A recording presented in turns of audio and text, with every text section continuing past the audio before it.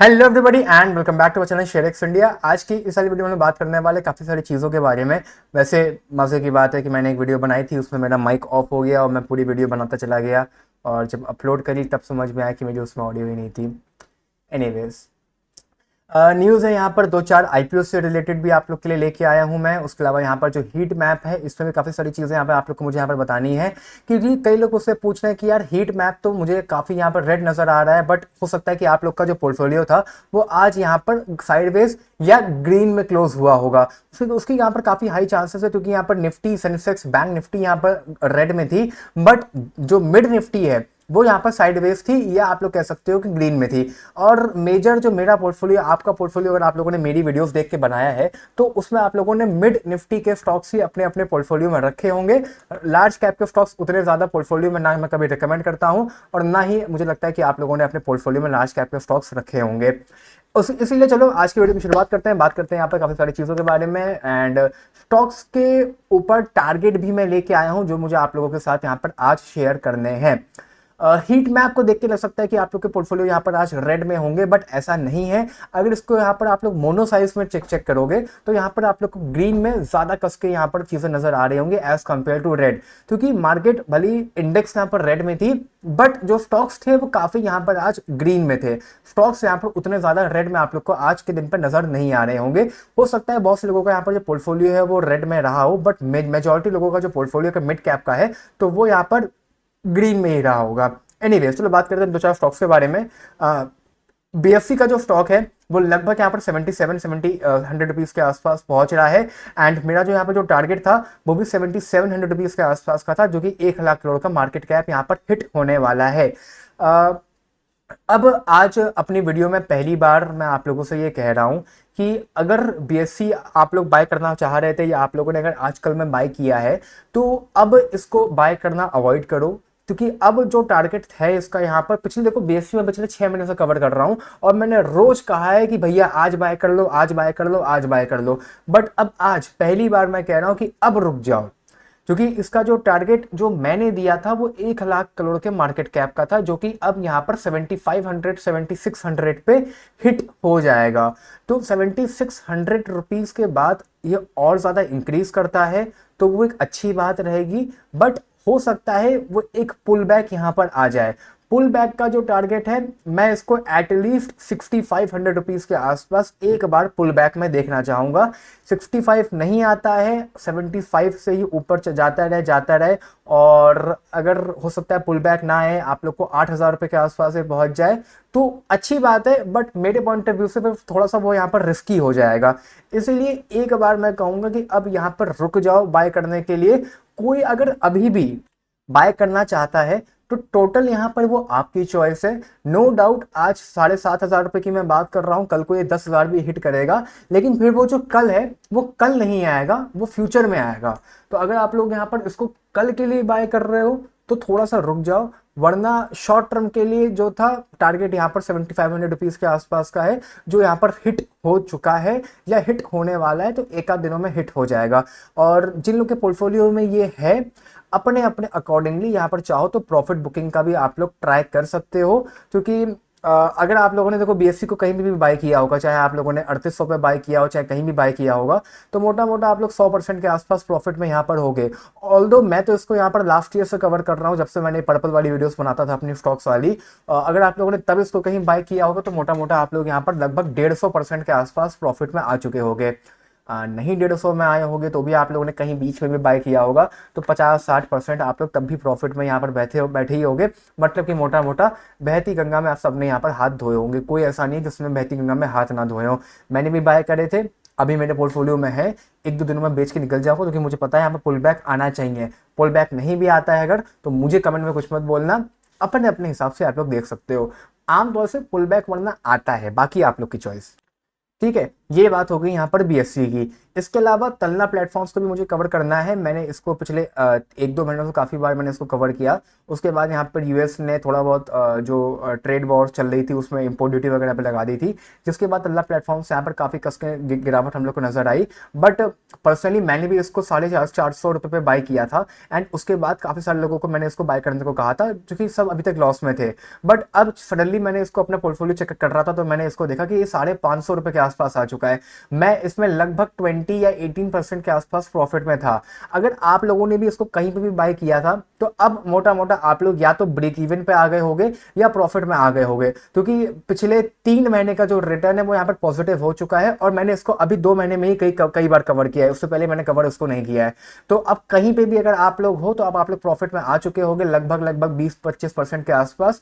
इसको hold and continue कर सकते हो। बल्कि अगर मैं तल्ला का आप लोग को दिखाऊं कि तल्ला में ऐसा खास क्या है, तल्ला के जो प्रॉफिट्स वगैरह है ना, आप लोग वो देखो कितने हर साल यहाँ पर बढ़ते जा रहे हैं। बट इसका जो पीई है वो इसके मीडियन पीई से भी नीचे ट्रेड कर रहा है। तो ये एक काफी मतलब डिस्काउंट या वैल्यू फॉर मनी स्टॉक आप लोगों के लिए हो सकता है, तल्ला प्लेटफॉर्म्स। ठीक है, तो इसीलिए इसको अभी भी आप लोग चाहो तो बाय कर सकते हो। इसके बाद मैं स्टॉक की बात करूं, लगभग 3100-3200 रुपए के आसपास से ट्रेड कर रहा है, अपने ऑल टाइम हाई के आसपास। यू पैटर्न्स यहाँ पर कंप्लीट होते होते आप लोग को नजर आ रहे हैं, एंड पुल बैक भी यहाँ पर हो चुका है। अगर मैं आप लोग को यहाँ पर दिखाऊं भी, तो देखो ये यू पैटर्न एक कंप्लीट हुआ, इसके बाद यू पैटर्न क्रॉस किया, ये पुल बैक आ रहा है, और ये अब ऐसे शूट कर जाएगा। क्योंकि ऐसे ही यहाँ पर आमतौर से जो स्टॉक्स होते हैं वो ऐसे ही चलते हैं। यू पैटर्न कंप्लीट करेंगे, फिर हल्का सा पुल बैक देंगे, फिर आप लोग को शूट अप कर जाएंगे।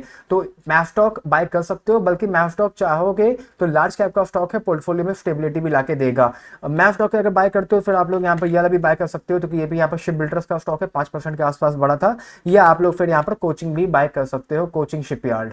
क्योंकि कोचिंग शिपयार्ड भी अगर आप लोग देखोगे यहाँ पर, तो आज के दिन पे काफी ग्रीन में था, ये रहा लगभग 3-4% के आसपास। इसके अलावा डिफेंस सेक्टर के और जितने भी स्टॉक्स हैं, सब में आप लोग को यू पैटर्न कंप्लीट बनता हुआ आप लोग को देखने के लिए मिल जाएगा। तो अब जैसे जैसे यू पैटर्न सब में कंप्लीट हो रहा है, आप लोग इनको फ्यूचर आगे टारगेट्स के लिए बाय कर सकते हो। बाकी डिफेंस सेक्टर के स्टॉक्स हैं कुछ खास। देखो बजट वगैरह तो कुछ फेवर में इन लोगों के आया था नहीं, वो तो वॉर वगैरह यहाँ पर चलने लग गई, जिसके चक्कर में डिफेंस सेक्टर काफी यहाँ पर ग्रीन हो गया। वरना डिफेंस सेक्टर थोड़ा सा इस समय मार्केट मामला हल्का ही था।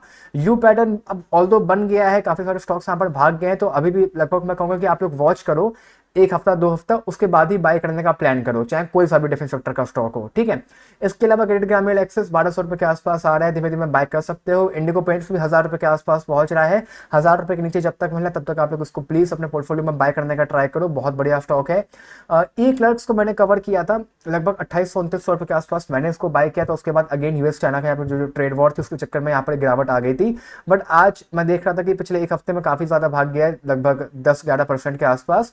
अब वापस से 2800 रुपए के आसपास पहुंच रहा है, बाय कर सकते हो। ई क्लर्क्स बढ़िया कंपनी है। अगर मैं आप लोग को यहाँ पर दिखाऊं भी, तो ई क्लर्क्स अगर मैं दिखाऊं तो देख सकते हो कि प्रॉफिट यहाँ पर इंक्रीज कर रहे हैं, और काफी गिरावट हो चुकी है। यहाँ पर लगभग 4000 रुपए के आसपास का स्टॉक था। अगर मैं दिखाऊं मैं आप लोग को यहाँ पर, ई क्लर्क्स कहाँ चला गया, ई क्लर्क्स ये रहा। ई क्लर्क्स अगर आप लोग ध्यान पर देखोगे तो लगभग लगभग 4000 रुपए के आसपास, 3800 रुपए के आसपास का स्टॉक था। गिरते गिरते आप लोग को 2500-3000 रुपए के आसपास से भी नीचे पे मिल रहा है, तो बाय कर सकते हो। इसके अलावा यहाँ पर आज सीडीएसएल कैंप्स भी बढ़े थे, सीडीएसएल भी यहाँ पर इंक्रीज किया हुआ था 1400 रुपए के आसपास। ये फिर से नीचे आ जाएगा, मुझे इसकी उम्मीद यहाँ पर नहीं थी, और अभी ये आया भी है। मैंने तब भी कहा था कि ये आ गया, आना नहीं चाहिए था। अब की 1400 क्रॉस करेगा तो फिर अब की नीचे नहीं आएगा भैया, साफ साफ मैं कह दे रहा हूँ। तो ये लास्ट टाइम आप लोग इसको बाय कर सकते हो। विशाल मेगा मार्ट 130 रुपए के आसपास पहुंच गया है, बहुत ही बेहतरीन है, मेरे पोर्टफोलियो में पड़ा हुआ है। मर्जी बाकी आप लोग की, यहाँ पर ऐसा कोई टारगेट नहीं है, चल रहा है तो बस पड़ा हुआ है। इसके अलावा यहाँ पर इन्वेंचर्स नॉलेज का भी अभी आईपीओ आया था, लगभग 1600 रुपए के आसपास, 1700 रुपए के आसपास से पहुंच गया है। वरना लिफ्टिंग इसकी 2200 रुपए के आसपास हुई थी। तो यहाँ पे अगर किसी के पोर्टफोलियो में है तो इसको प्लीज होल्ड एंड कंटिन्यू करो, मेरे पॉइंट ऑफ व्यू से अभी रख सकते हो अपने अपने पोर्टफोलियो में। इसके अलावा भारत फोर्ज एक कंपनी है, मैंने इसको कई बार आजकल में कवर किया था। ये भी लगभग आप लोग बाय कर सकते हो, 1700 रुपए के आसपास का स्टॉक था, आप लोग को नीचे के लेवल्स पे ही मिल रहा है, तो ये भी बेहतरीन स्टॉक हो सकता है। इसके अलावा यहाँ पर आईपीओ से रिलेटेड थोड़े बहुत अपडेट्स हैं। पहला तो ये एक नए आईपीओ की अनाउंसमेंट यहाँ पर हो चुकी है। बोराना वीव्स करके टेक्सटाइल इंडस्ट्रीज का ये आईपीओ, जैसा कि आप लोग यहाँ पर देख सकते हो, टेक्सटाइल इंडस्ट्रीज का आईपीओ। तो जहां तक है आईपीओ का जो साइज होगा यहाँ पर छोटा रहेगा, साइज छोटा रहेगा तो आईपीओ फिर जहां तक है अच्छा परफॉर्म करना चाहिए ये वाला। ज्यादा डिटेल्स यहाँ पर अभी मार्केट में आउट नहीं हुई है, जैसे यहाँ पर डिटेल्स वगैरह आउट होती है मैं आप लोग को अपडेट कर दूंगा। बाकी 99% के चांसेस है कि ये आईपीओ अच्छा परफॉर्म करना चाहिए मार्केट में, जो कि टेक्सटाइल के आईपीओ साइज में छोटे होते हैं। बाकी एसएमई सेक्टर में दो आईपीओ आप लोग इस समय मार्केट में ओपन है, एक आप लोग का वर्चुअल गैलेक्सी वाला ओपन है, एक आप लोग का इंटीग्रिटी इंफ्रा बिल्ड ओपन है। इसकी जीएमपी नहीं चल रही है, वर्चुअल गैलेक्सी की फिर भी यहाँ पर जीएमपी चल रही है, आप लोग अप्लाई कर सकते हो। कल ही कल का आखिरी दिन है इस आईपीओ में एप्लीकेशन फाइल करने का। 142 रुपीज के हिसाब से आप लोग को यहाँ पर अप्लाई करना होगा 1000 शेयर्स के लिए, मतलब कि एक लॉट की भी अगर आप लोग यहाँ पर अप्लाई करते हो तो उसके लिए आप लोग को 1,42,000 रुपए यहाँ पर रिक्वायरमेंट होने वाली है एक लॉट के लिए। 2 लॉट मत अप्लाई करना, एक लॉट अप्लाई करना, रिटेल कैटेगरी में मोर देन इनफ होती है। बाकी बात करूं यहाँ पर कितना इस आईपीओ का जीएमपी चल रहा है, तो मोटा मोटा बता देता हूं कि जीएमपी इस आईपीओ का लगभग 80 रुपए के आसपास का चल रहा है। मतलब कि अगर एक भी लॉट की यहाँ पर अलॉटमेंट मिल जाती है तो आप लोग का जो प्रॉफिट है वो 80,000 रुपए के आसपास का आप लोग को देखने के लिए मिल सकता है। As of now IPO retail category में 31 गुना के आसपास सब्सक्राइब हो चुका है, मतलब कि 31 में से एक आदमी को यहाँ पर अलॉटमेंट मिलेगी और बाकी लोगों का पैसा यहाँ पर अनब्लॉक हो जाएगा। मतलब कि आप लोग के अगर अलॉटमेंट मिलने के चांसेस में बताऊं तो वो लगभग यहाँ पर 3% के आसपास के हैं, जो कि ठीक है, अप्लाई कर सकते हो भाई, मिल जाए तो बल्ले बल्ले है। एग्जाम्पल के तौर पे यहाँ पर कल ही अभी आप लोगों का एसएमई सेक्टर में ये सिग्री डीएलएम का आईपीओ की लिफ्टिंग हुई थी, जहां पर 99% प्रॉफिट में ट्रेड कर रहा था और आज 105% के प्रॉफिट में ट्रेड कर रहा है। तो रख सकते हो पोर्टफोलियो में, बढ़िया कंपनी आप लोग के लिए रहने वाली है। इसके अलावा यहाँ पर कल्याण ज्वेलर्स के ऊपर भी टारगेट आ चुका है, लगभग 550 रुपए के आसपास आईसेक ने टारगेट यहाँ पर दिया है। लॉन्ग टर्म के लिए रख सकते हो, दिवाली तक आप लोग को वापस से 800 रुपए के आसपास हो सकता है कल्याण आप लोग को ट्रेड करता हुआ देखने के लिए मिल जाए। एशियन पेंट्स में टारगेट यहाँ पर रिड्यूस किया गया है, इसीलिए मैं यहाँ पर इंडिगो पेंट्स पे फोकस कर रहा हूँ कि इंडिगो पेंट्स बाय कर सकते हो। बाकी आईसेक ने यहाँ पे भारत फोर्ज को भी टारगेट दिया हुआ है लगभग 1250 रुपए के आसपास का, मैं तो उसको 1500 रुपए के आसपास का टारगेट यहाँ पर देता हूँ। ठीक है, तो ये सारे बढ़िया शेयर्स हैं। इसके अलावा अगर मैं और बात करूँ तो बैंक ऑफ बड़ौदा का भी 250 रुपए का टारगेट आया हुआ है, तो आप लोग बाय कर सकते हो।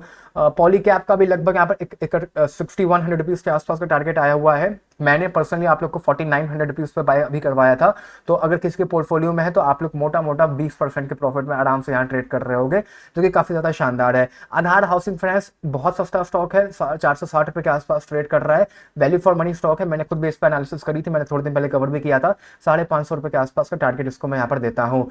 एथर को टारगेट प्राइस यहाँ पर 1200 रुपए के आसपास का एचडीएफसी सिक्योरिटीज ने दे दिया है, जो कि मेरे पॉइंट ऑफ व्यू से थोड़ा सा यहाँ पे मतलब ज्यादा गलत हो सकता है, क्योंकि 1200 रुपए के आसपास एथर पहुंच जाए पर्सनली मुझे समझ में नहीं आ रहा है। बाकी अब भैया एचडीएफसी वालों ने दिया है तो क्या ही बोलूं, अब कितना सही कितना गलत है वो तो खैर समय बताएगा, बट मुझे नहीं लगता कि 1200 रुपए के आसपास से आप लोग को अभी जाता हुआ देखने के लिए मिल जाएगा।